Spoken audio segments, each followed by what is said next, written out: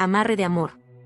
Aunque esta historia no me ocurrió a mí directamente, sino a mi madre, sin duda me vi muy involucrada en ella. Se podría decir que nací en una familia atea. Mamá y papá siempre decían que las deidades, la magia, los fantasmas, o cualquier tipo de entidad paranormal, no eran más que patrañas. De pequeña, incluso recuerdo que cuando llegábamos a ver algún espectáculo de magia callejero, pocos días después papá se informaba, compraba lo necesario y nos enseñaba cómo hacerlo. No sabría decir si esto de no creer en la magia o dioses me afectó, yo creo que no. Sin embargo, debo admitir que cuando mi padre murió, cuando yo solo tenía 10 años, me sentí decepcionada y me atrevería a decir aterrada, cuando una anciana me dijo que, como mi padre había renegado de Dios durante toda su vida, en el momento en el que estaba hablando conmigo, mi papá se estaba quemando en las llamas del infierno por blasterno.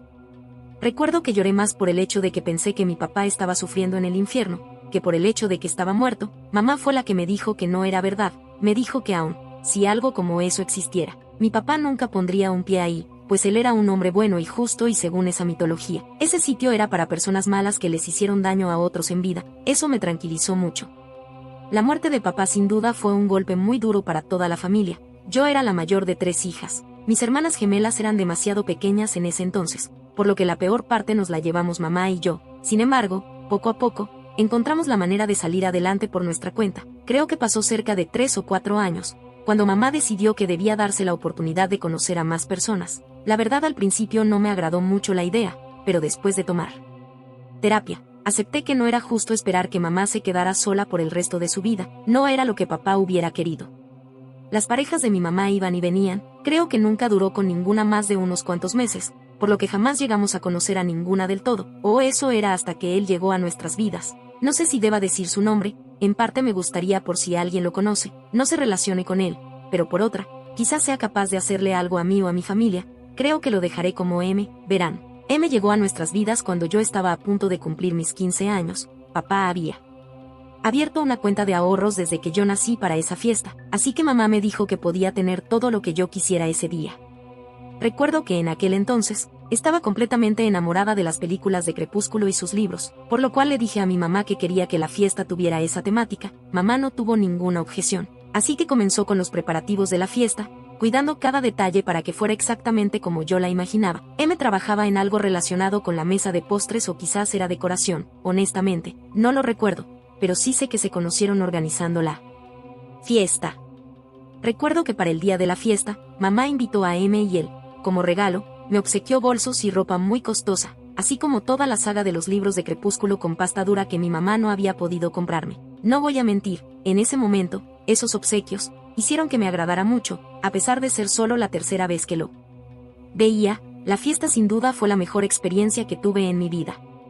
Desde ese entonces mamá comenzó a frecuentar a M aún más. Creo que pasaron cerca de 2 meses, en los que todo parecía ser perfecto, ya saben, como casi cualquier inicio de cualquier relación sana. Sin embargo, una tarde mi mamá volvió de una cita con él, se veía algo triste y me dijo que simplemente no había funcionado. Yo la comprendí. Si algo admiraba de ella, era que siempre nos decía que no debíamos conformarnos con menos de lo que creíamos merecer. Considero que esa fue mi primera experiencia, viendo a alguien tan intenso. Llamaba casi toda la noche, todos los días, y cuando mi mamá apagaba su teléfono y descolgaba el teléfono de la sala, nos llamaba a nuestros teléfonos míos y de mis hermanas. A veces, llegaba ebrio a la mitad de la noche y tocaba la puerta durante horas. Mi mamá salió una noche a decirle que debía parar de una buena vez o le pondría una demanda para que no se nos volviera a acercar. Y aunque consiguió que esa noche él se fuera, a los pocos días volvió a lo mismo. Mamá, ya bastante harta de esa situación, le contestó el teléfono una noche solo para decirle que al día siguiente iría con el abogado para comenzar la demanda, y esta vez no fue una amenaza vacía. A la mañana siguiente mamá salió muy temprano de la casa, para ir con el abogado antes de ir a su trabajo.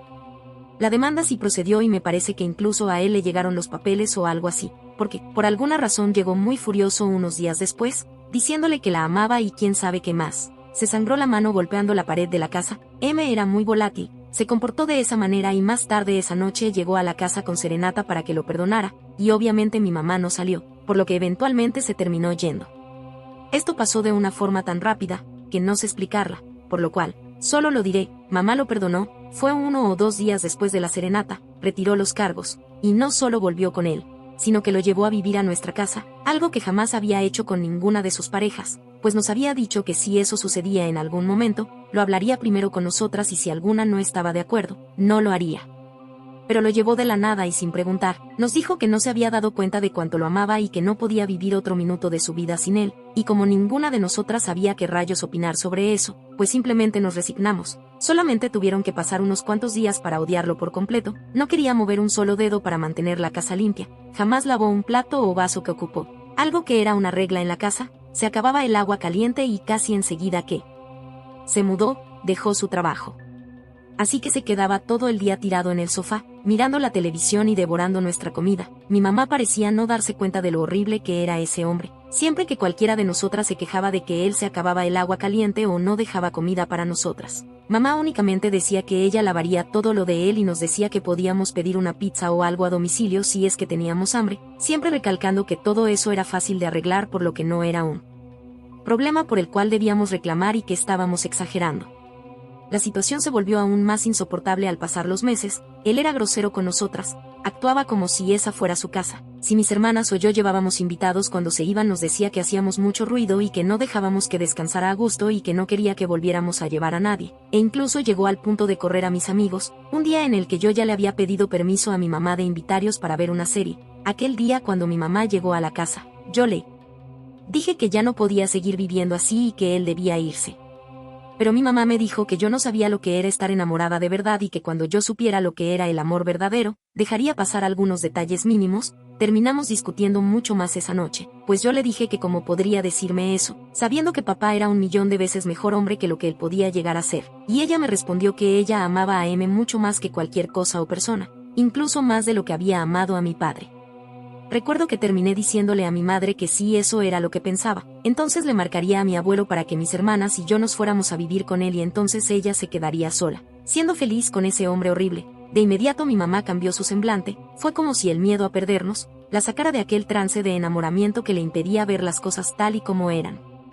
Esa noche mi mamá, si bien no lo corrió de la casa, sí habló con él y le dijo que todos tendríamos que encontrar la manera de llevarnos mejor y también dijo que cuando ella nos diera permiso de traer a nuestros amigos, entonces él no podría decirles que se fueran y nos debería dejar la televisión o la sala. Si es que estábamos haciendo algún proyecto de la escuela, M estaba muy enojado, pero sobre todo sorprendido, como si no pudiera creer que mamá le pusiera límites.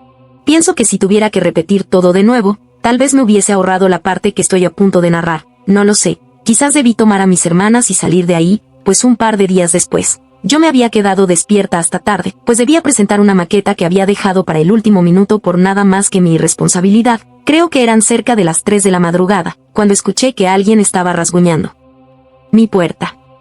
Se me hizo muy extraño, pues no teníamos ni perros o gatos que pudieran hacer eso. Mis hermanas tocarían a mi puerta. Estaba pensando en eso cuando los rasguños se detuvieron y entonces alguien tocó. Pregunté quién era, pero solo recibí otro golpeteo como respuesta. Me acerqué un poco a la puerta y volví a preguntar, pero de nuevo, solo tocaron otra vez. Dije el nombre de mis hermanas y de inmediato la voz del otro lado me dijo que sí, que era una de mis hermanas y que tenía mucho miedo.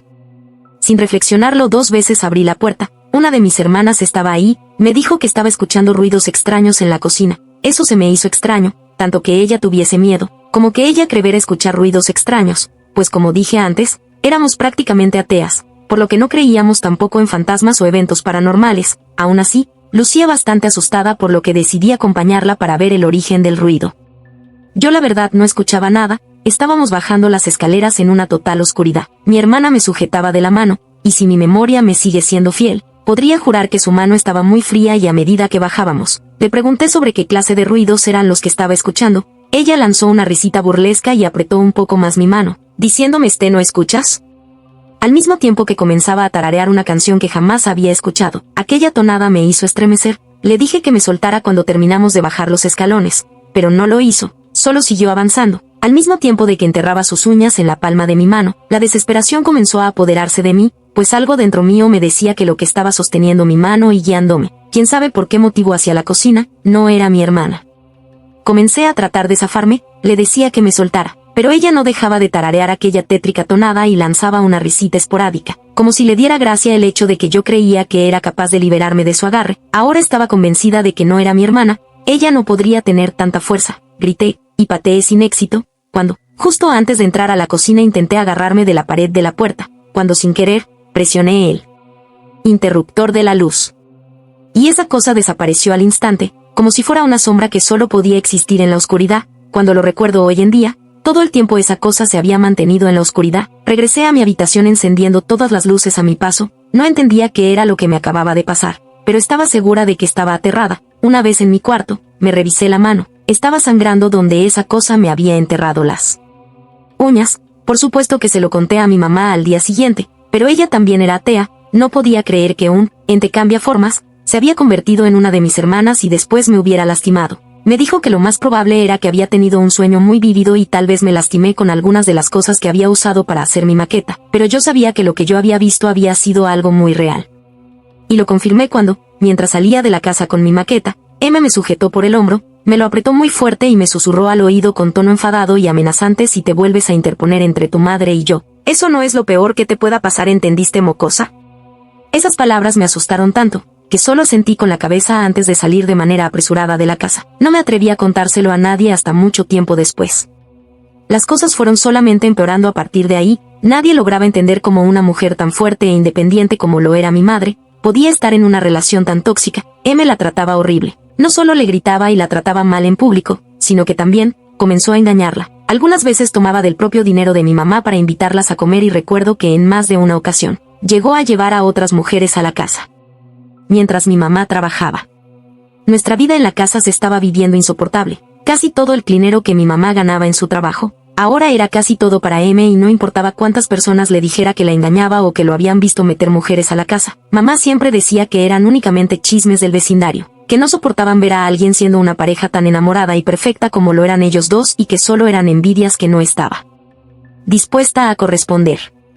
Además, la casa estaba comenzando a volverse insoportable. No sé explicarlo, pero siempre que alguien entraba se sentía muy triste o en algunos casos irritable. Siempre terminábamos peleando y aunque en varias ocasiones estuve a punto de llamar a mi abuelo para que nos sacara de ahí de una vez por todas, algo dentro mío me decía que no podíamos abandonar a nuestra mamá ahí y que si le daba un poco más de tiempo, ella entraría en razón y lo dejaría. Únicamente teníamos que aguantar un poco más.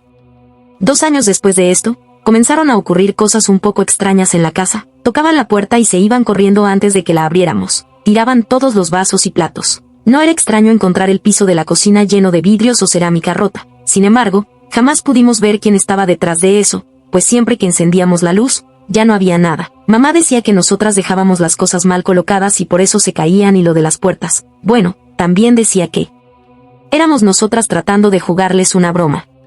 A pesar de que yo creía que mi mamá era la que se daría cuenta tarde o temprano que ese hombre era un asco y tendría que dejarlo en cualquier momento, en lugar de eso M fue quien se terminó hartando de ella. Él intentaba terminar la relación, pero mi mamá lloraba y se hincaba para rogarle que no se fuera de su lado, que ella realmente lo amaba y que no podía imaginar una vida en donde él no estuviera.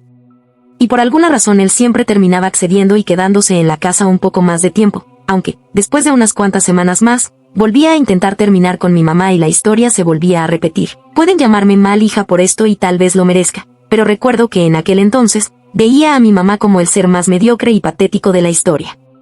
Una mañana después de uno de esos numeritos, él se enojó tanto porque mi mamá no dejaba que terminaran con ella, que nos hizo subir a todas al auto y nos llevó muy lejos, demasiado, más de lo que yo había viajado en toda mi vida. Creo que condujo más de 3 horas, hasta detenerse en donde no había más que árboles de mezquites y cerros a los alrededores. No sabíamos por qué nos había llevado hasta allá, pues se quedó en silencio por varios minutos.